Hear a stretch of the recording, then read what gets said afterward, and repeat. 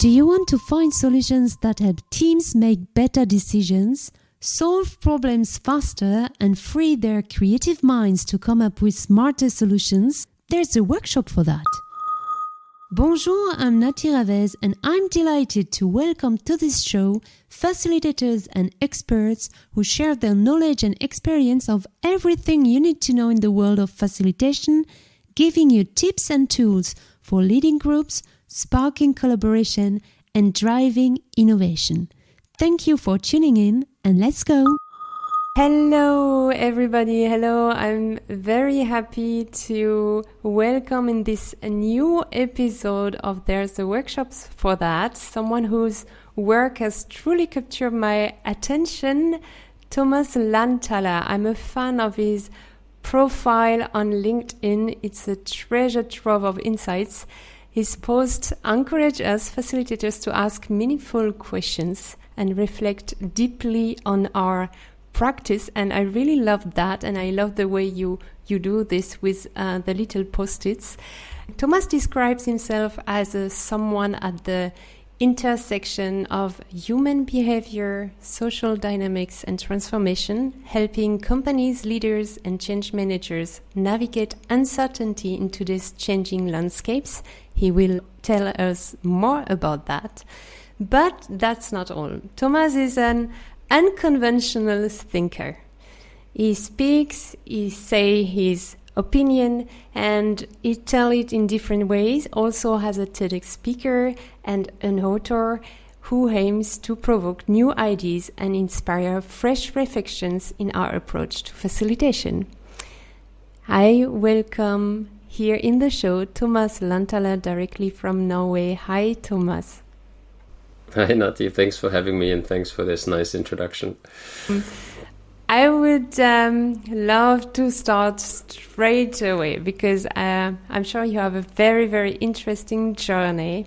And my first question in this podcast is always to find out what is the background of my guest and how did you come into facilitation? A very, very broad question, I think. But the journeys, you're right, the journeys are always kind of what makes us today. My journey started a long time ago in Austria. My professional journey is originally conflict work. So I've studied peace and conflict resolution. I have later on been a mediator, worked a lot with the topic of conflict. And then as life goes, it's taken me away from Austria, and it started in South Africa now almost 20 years ago as an internship. Still the best job that I've ever had until today. I traveled small villages in South Africa to meet community mediators and look at their work and had a chance to chat with them on their practices, which deeply influences also, of course, my work, my worldview. And from then on, it was just a very direct way into development work, humanitarian work. So I worked in a lot of contexts that you read in the news about that often are crises and conflict prone over long periods of time. And I became a crisis manager and later on led crisis teams in that. And that was I did facilitation for all of that without knowing it. And later on, when I started a family, I had to change my priorities. I moved away from that sector and that work, which was very painful in many ways because it's very rewarding and purposeful. And I tried to translate my learnings, my insights into different sectors in capacity development, competency development. So I do a lot of facilitation advice, and always with that angle of transformation, change, and uncertainty, which was for the first 10, 12 years of my career, my context. And when I called myself a facilitator the first time, I think this was now 7-8 years ago, but I never really had the mindset of being a facilitator. I think it's just something that evolved because I've done it all the time. And now looking back at my whole career, I think it's been an element of whatever I did. It means that facilitation for you is a combination of everything that you learned during your journey. And why did you start to call you a facilitator? So facilitation for me is all about people. So it's not so much about tools, it's not so much about process, it's all about navigating dynamics between people in different contexts, in different settings. And for that we can use tool or we can use other things. But it comes with a lot of uncertainty because you never know what happens when people come together. So this is kind of where I use my expertise. And for me, facilitation is in a way something that you can do professionally, like we do. But I think facilitation is also that a lot of people do without even knowing it. They don't call themselves facilitators, but they still work with people on a daily basis. I think facilitation is a key ingredient of leadership. And so it's somewhere everywhere, but people like us, we call ourselves professional facilitators because this is kind of what we do mainly. This is the focus where we actually put our work on. Yeah. You've been a mediator in the past. What is the difference between a mediator and a facilitator? I think it's a lot the mandate. I think facilitators often talk about working with conflict, which is something I'm very critical of, and also outspoken critical, because I think we don't have the mandate to work with conflicts as facilitators, because conflicts are a very delicate thing, and if you've studied and worked with conflict topics, you understand that goes a lot deeper than what facilitation often does.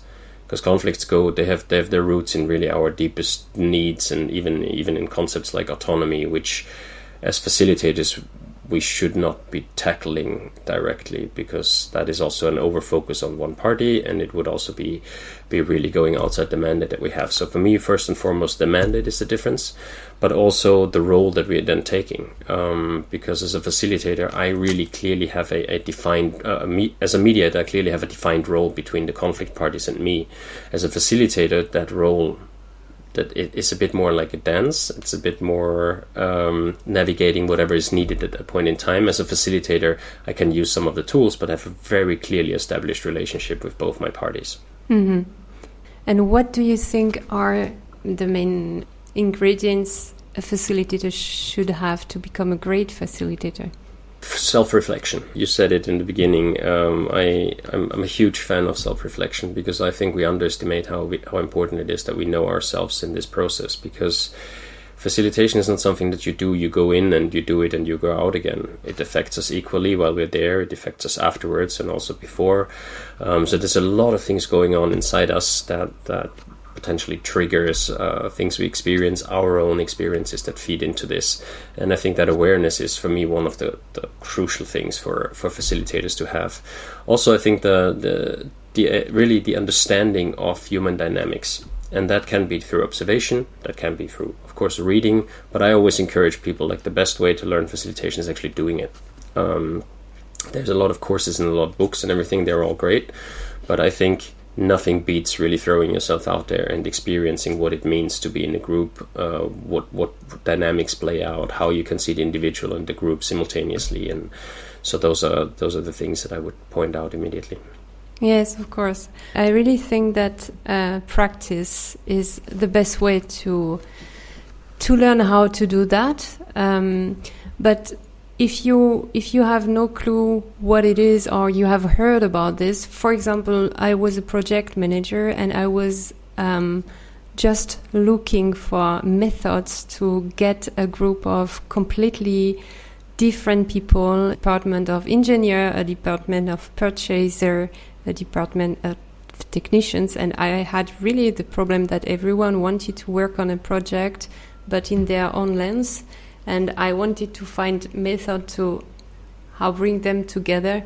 So this is why I took a course, because when you absolutely not know how to start with this, what would you give for advice how to start with this when you, of course, you need to practice, but do you think there is a starting point you could have, a good starting point, a book, I don't know? I think it really depends on what type of person you are. I mean, there's now great courses out there. The only challenge that I have with these courses is that it's very often about a simple answer to what facilitation is, and I think there is not really a simple answer to it. So as long as you go into this course with, this is one perspective that I'm being taught, mm-hmm. and from that on, and that perspective might give me a sense of stability, security, a starting point, then all for it. If you go into a course and say like, I will learn what facilitation is because of that one course, I think that's dangerous, because you're limiting yourself. Actually, you're thinking like, okay, that's the one way to approach this. But there's so many different ways to approach this, and a lot of it is also connected to how you show up as a person, what you bring to the table. Our stories are all different. I believe everybody is a facilitator, and I believe also everybody can be a professional facilitator if they wanted to, but for that we have to look into our stories. What do they bring? What is it that we like to do? What is it that we actually good at? What gives us a sense of purpose, right? So these things are all important to reflect over, and those, if they're stimulated for courses, great. And also, as you say, tools, methods, processes, those are fun to learn in courses. But the question, like, what is facilitation, I think will not be answered in a course, because I think people have to answer that for themselves. It's kind of an umbrella term that leaves a lot of space underneath to find out what's my way in it, and how am I actually tackling that, and how do I want to live facilitation.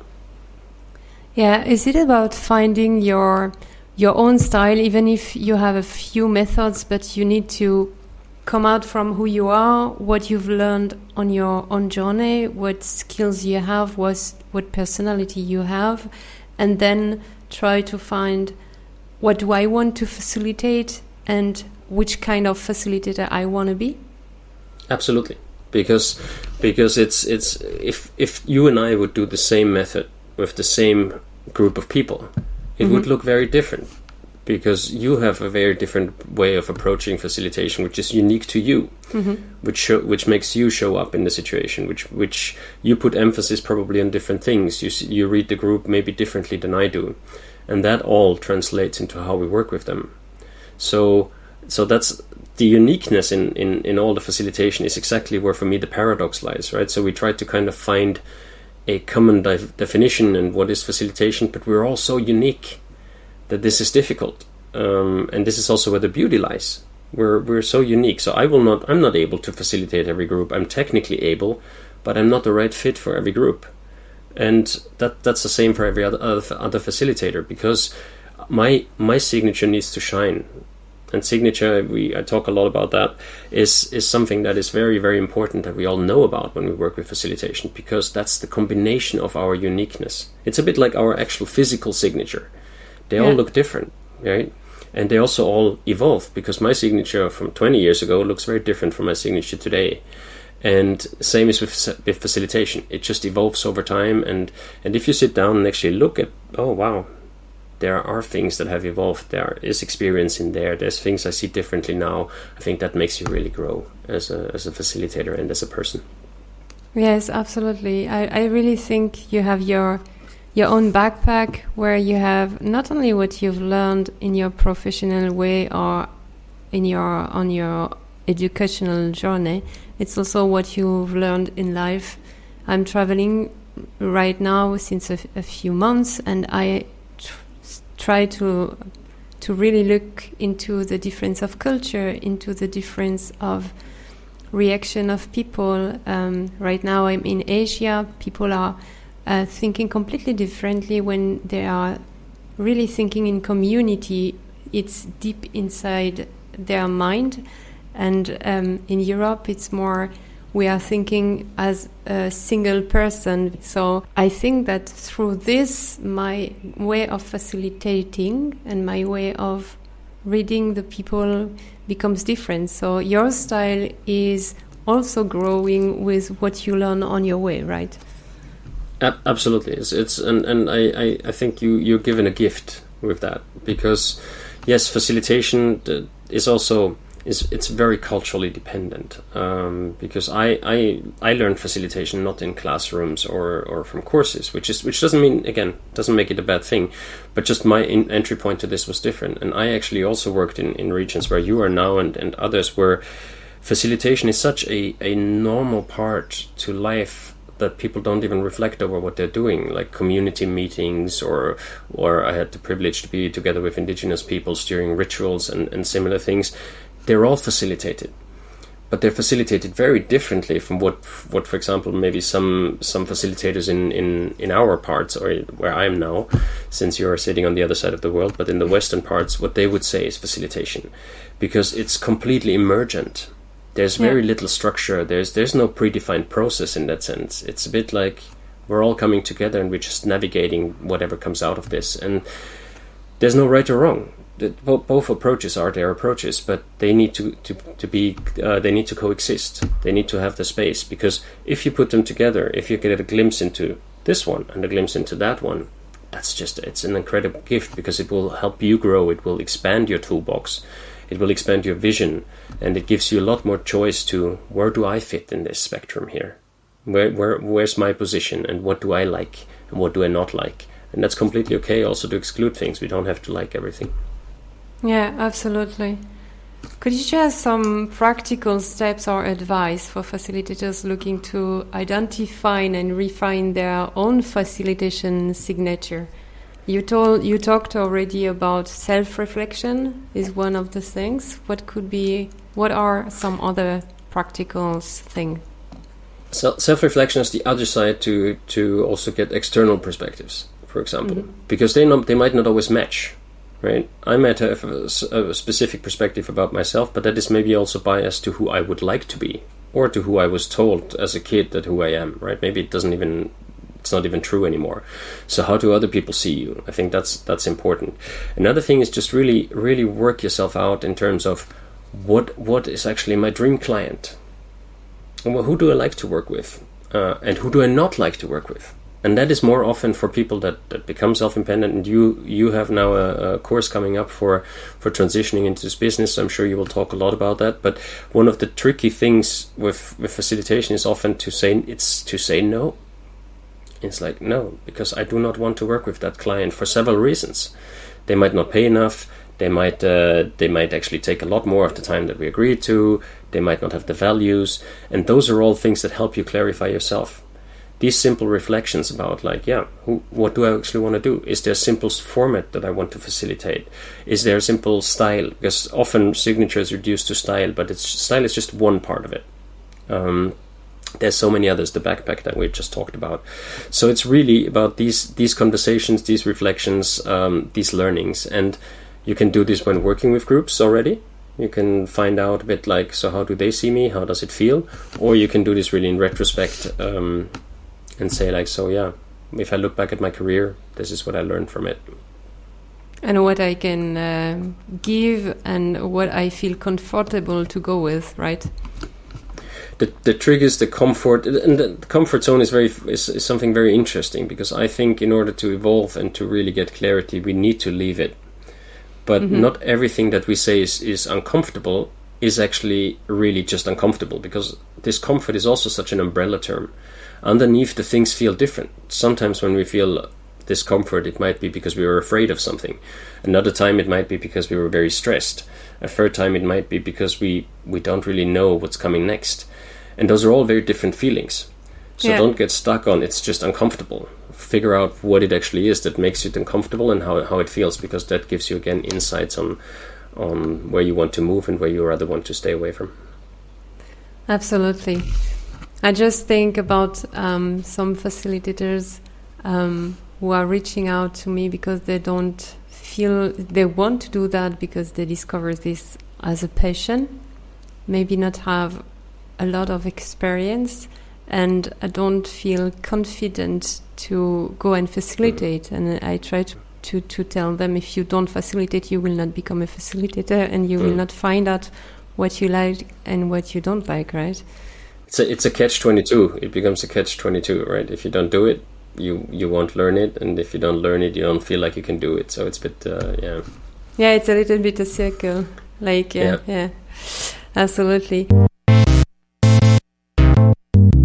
If you'd like to receive even more valuable information about facilitation, exercise templates, news about upcoming events or podcasts, spotlights on facilitator we admire, and eventually discount vouchers for retreats, courses, or tools, then you should subscribe to our Pinky newsletter, La Workshopeuse Gazette. The link is in the show notes. When we talk about signature workshop, I know you have different kind of signature workshop on your website. Can you tell me a little bit about your signature workshop? Yeah, the signature workshop that we're doing is also for facilitators. It's together with Miriam Hodnes. That's certainly many of your listeners know who is. And we are running one again in September. We did one last year in October, also in Amsterdam. We're running it again this year in Amsterdam in person, 2-day workshop. From 13th of September to 15th of September. And the idea there is really to have a 2-day with us, but also with the other facilitators present, to really sharpen your signature. So it's about, you have already a little bit of experience, you do want to kind of clear or communicate to the outside, who am I as a facilitator? So what is it that makes why should people work with me? That's maybe the interesting question here, and we look into that, and we have kind of designed a workshop around that, which was really insightful also for us facilitator last year. The one Miriam and I who ran it, we learned a lot in those 3 days with the participants, and it's beautiful to see how meanwhile their signatures are shining all over, for example, LinkedIn. That really makes us proud. So yeah, decided to do it again, and hope if you're interested, find us. Yes, we will put, of course, the link in the show notes. And I know from a past participant, Said Sadouk, he was really excited about that. And I don't know when it was that he took part, but I think it's changed a lot if in his approach to show up outside. So it was like a little transformation, and yeah. Yeah, he's a perfect example. He's a perfect example of that. It was October last year that it happened, and if you go back on his LinkedIn feed, you will see a change after that. Yeah, it's beautiful to see where he's going and all the amazing things he shares. He's shining. Hello, Said. If you listen to this podcast, we say hello to you. May I ask, which kind of companies are you working now? And what kind of workshops do you like the most that you're running with these companies? It's very different. I work a lot with associations at the moment and foundations, so I do a lot of support for the boards of different organizations. Well, that's leadership development primarily, and I like that in the sense leadership development is just a label, but what I like about these workshops is that they are very free in the sense that I can design and play with concepts, because I like to be disruptive, I like to be challenging, I like to be unconventional. So with these workshops I have a lot of space, and that's what I really like the most. Predefined workshops, rather rigid workshops that need to be repetitive, I struggle with, because I will always change something. So it's not the same workshop. Even if I have to run the same workshop 5 times, it will look different 5 times, because there's learning, it's different people. Every workshop is for me a unique experience. So I treat it as that, and don't really have any favorite format or any favorite topic, as long as there's lots of space to explore, to play, and to see what comes up. Very nice. We spoke also the last time that you are working on a book, right? Am I allowed to speak about this? You're allowed to speak about it, of course. It's always tricky writing a book and then people know that you're writing it, but it's also an important pressure, because you're reminded that you really want to do it. And writing a book is not an easy thing for those of you who've done it. But. Can you reveal a little bit of what's inside, or what you would like to develop in this book? Yeah, so it all started with, I've shared facilitation hacks now over the past year and a half on LinkedIn, and I was pushed a bit into, can you not collect all these into a book? And this was the original idea, but whoever knew me and knows me knows that this does mean very little for me, because my ideas just evolve over time. So the book that I'm working on now is really should be an invitation to reflect our own practices. So it is for anybody who wants to be a facilitator, but also primarily for people who are facilitators already, because it will be provocative. I will lay out the way I think about things, with an invitation to just reflect over what I write. and what do you take away from it or not. And there will of course be some tips from my facilitation, but it will primarily be a book that should people help really reflect on, okay, this is me, this is what I do, is there anything I can tweak or not? Because the last thing I want is people, and primarily facilitators, to get stuck on their practices and say like, this is how I do it and this is how it needs to be done, because I think that is not doing themselves a favor, and neither is it to their clients. So that book should be a little bit rattling the cage, and there will be a lot of provocative insights in this that people might or might not agree with. It's not about agreeing. It's just about like, give it a moment to think about it and then move on if it doesn't do anything to you. Okay, and would you reveal, because you make me curious, of course, when you say it will be provocative, what is a provocative thought, for example, from... I will just challenge some of the standards, right? So ground rules are one of the topics that I will explore, and I will explain a couple of reasons why I think we should never work with ground rules, and we'll draw some lines into other fields where that might be where there might be insights on why we shouldn't be doing it, or I will give my critical reflections on the topic of psychological safety, where I think we're discussing it way too superficially, and I think we're very quickly creating a box around it, like this is how psychological safety should be. Having worked in crisis and disaster zones, I've seen so many different shades of psychological safety, which I think we're limiting when we just putting a cage around it.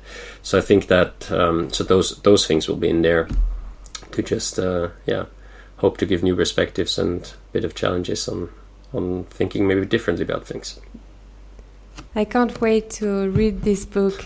I can't wait to read this book, because I'm talking to a few people. I was talking to Jan Keck, for example, a few days ago, and a lot of people give us the feeling that facilitation is only to click some box. You design up, you have to make icebreaker up, you have to set the expectation, check, then you have to be sure that the psychological safety is set, check.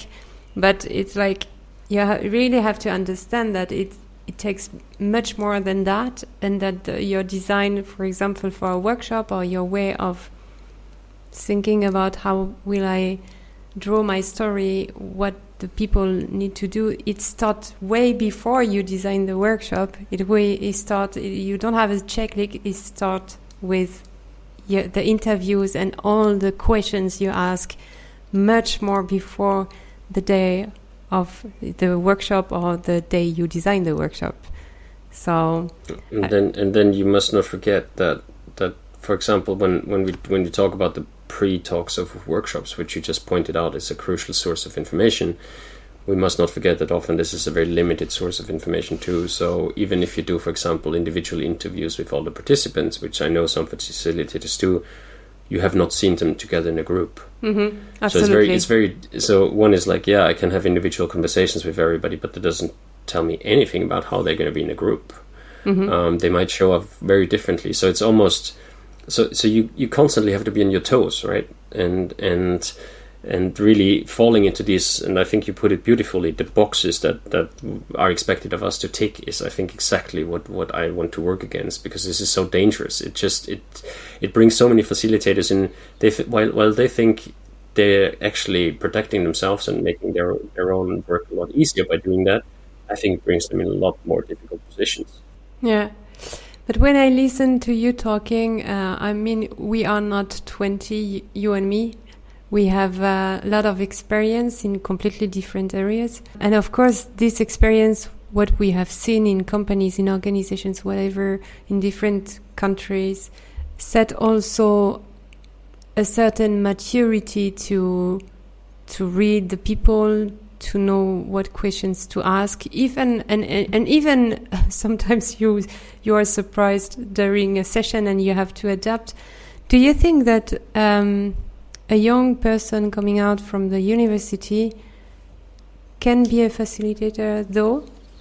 Yeah, absolutely. I think it's just about what. First of all, I cannot emphasize enough that I think we're already facilitating, because if we go out of a professional context, we all have friends, we all have families, and a lot of the skills that we're using as facilitators we already used and applied there, and there's arguably nothing more complicated than family dynamics. So if you kind of navigate that, you have already very good experience in that. So I think it's never underestimate your own experience, and yeah, sure, you might not have worked professionally as a facilitator with a lot of companies, but that doesn't mean you don't have the skills to do so. And we all started somewhere, sometime. And when I think back at my first workshop ever, it was the biggest disaster, the single biggest disaster that I've ever had. But it was also, that made it the single biggest learning experience that I've ever had. It was a 5-day workshop that I approached very clearly with my Western mindset, but it was in rural South Africa, and all of a sudden I had people with disabilities there, and I had people not showing up, and it was like literally, I mean, we could talk 2 hours now about that workshop, but I was just like, I didn't have time to overthink it. I was like, okay, I have to work now with the group to figure something out, and afterwards I sat down and like, what did I learn now? And simply that one workshop, that first workshop, getting over that step to do it and see what comes out. That's a huge learning experience, because it will help you grow, and from that moment on you will continue to grow. So I believe strongly that everybody can do it, and I also think people should just throw themselves into it. Thank you so much, Thomas. It was so interesting. I could talk with you for hours. Yeah, really. So I really think also that young people have a lot to give, because they have grown also in a complete new area than we are, so they can bring some new perspectives, and they have their way to also to navigate groups, to navigate people who are more involved in the remote world from the beginning, for example. And I really think also that everybody can be a facilitator, maybe for different kind of groups on different kind of topics, and that you just need to have the confidence to go with it. So I can't wait for your book. I hope that you will tell me when it comes out. I will definitely. Thank you so much. So I will put in the show notes the information concerning the signature workshop, 2 days in Amsterdam, right? In September? In Amsterdam in September, yeah. Mid-September. And thank you very much for being my guest today. Thank you so much for having me. Great question and a conversation. I could also continue. We could probably geek out over facilitation a long time. But we'll continue this conversation surely over the coming months. Yes, I would be more than happy to welcome you again when the book comes out. Really. Thank you. Yeah, we'll see. If you still say that then when you read it, but... Thank you, Thomas. Bye-bye. Thank you. Bye. If you enjoyed this episode and want to know more about Thomas, I invite you to connect to his LinkedIn profile. You will get a lot of good questions to ask yourself, a lot of reflection to do. And also, if you're interested to the Facilitation Signature Bootcamp, he will run with Mariam Ednes on the 13th of September 2024. It takes place in Amsterdam, and you will also find the link in the show notes. In the next episode, I'm welcoming someone I really like, someone who is so kind, and we had such a beautiful connection, Lucy Agolini. She's an expert, a master, an artist in creating amazing mirror boards, and we will talk about visual experience. So tune in, and until then, I wish you good health, success, and lots of happiness. Au revoir.